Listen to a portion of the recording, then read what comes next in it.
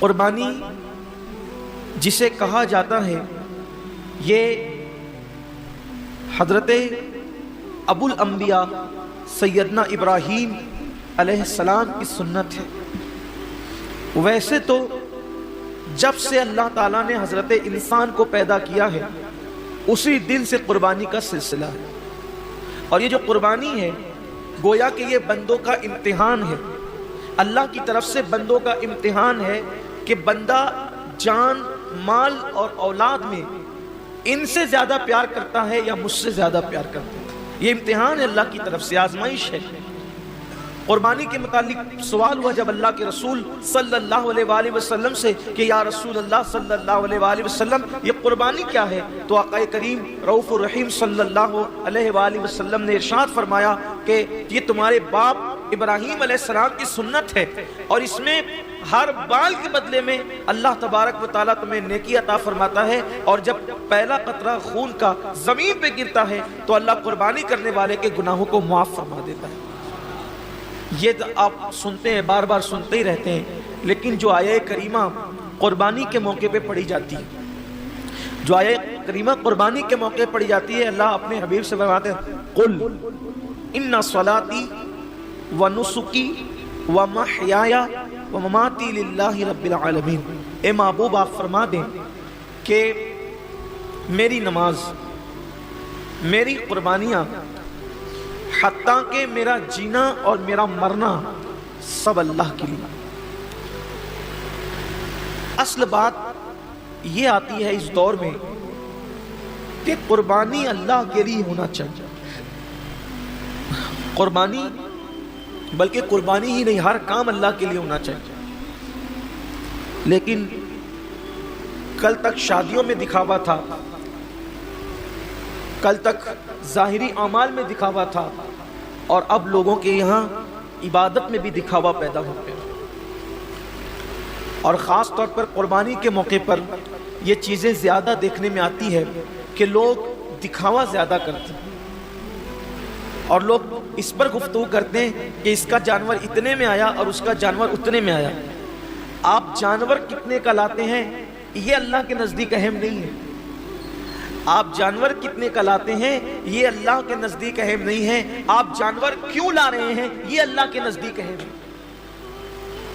اس لیے کہ حدیث پاک میں آتا ہے کہ قیامت کے دن جب انسان کے اعمال کا دفاتر لے کر فرشتے اللہ کی بارگاہ میں پہنچیں گے تو ان کی نیکیاں بہت ساری ہوگی، اور فرشتے پیش کریں گے اللہ یہ کتنی نیکیاں لے کر کے آیا ہے؟ اللہ فرمائے گا فرشتوں تم نے صرف نیکی لکھی ہے کہ اس نے نیکی کی ہے، تمہاری نظر نیکی پر ہے، میری نظر نیکی کیوں کی ہے اس پر ہے، کیونکہ وہ علیم بذات الصدور ہے، وہ علیم و خبیر ہے۔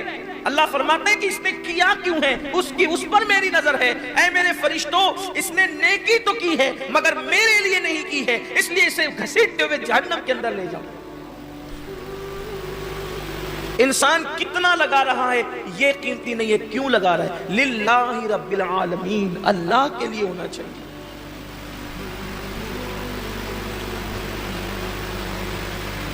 ایک مقام پر قرآن کہتا ہے کہ اللہ کے بارگاہ میں تمہارا خون اور گوشت نہیں پہنچتا قربانی کا۔ سورہ حج میں اللہ کا ارشاد ہے کہ تمہارا گوشت اور خون اللہ تک نہیں پہنچتا، اللہ تک تو تمہاری دلوں کی نیتیں پہنچتی ہیں، تمہارے دلوں کا تقوی پہنچتا ہے۔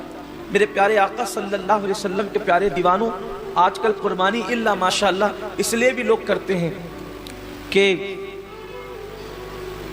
گوشت کھانے ملے گا۔ گوشت تو ملنا ہی ملنا ہے، گوشت نے جانا کہاں ہے؟ گوشت جائے گا کہاں؟ گوشت تو کھانے، لیکن نیت تو اچھی کرو۔ ہمارے بزرگوں نے فرمایا کہ اعمال سیکھنے سے پہلے اعمال کی نیت سیکھا کرو، اس لیے کہ مومن کی نیت اس کے عمل سے افضل ہے۔ نیت المؤمن خیر من عملہ، مومن کی نیت اس کے عمل سے افضل ہے۔ آپ نے کبھی سوچا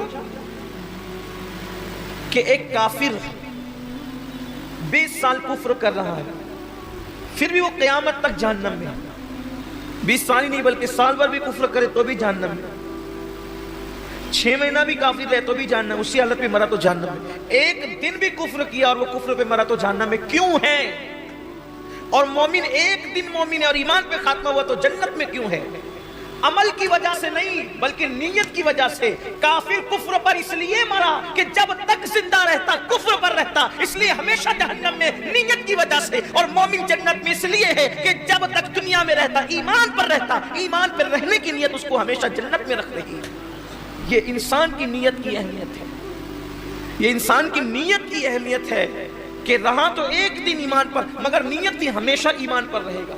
इसलिए हमेशा की ईमान पर रहने की नीयत उसको हमेशा जन्नत में रखेगी और इसको हमेशा कुफ्र पर रहने की नीयत इसको हमेशा जहन्नम के अंदर रखेगी। पता चला कि नीयतों पर अजर मिलता है।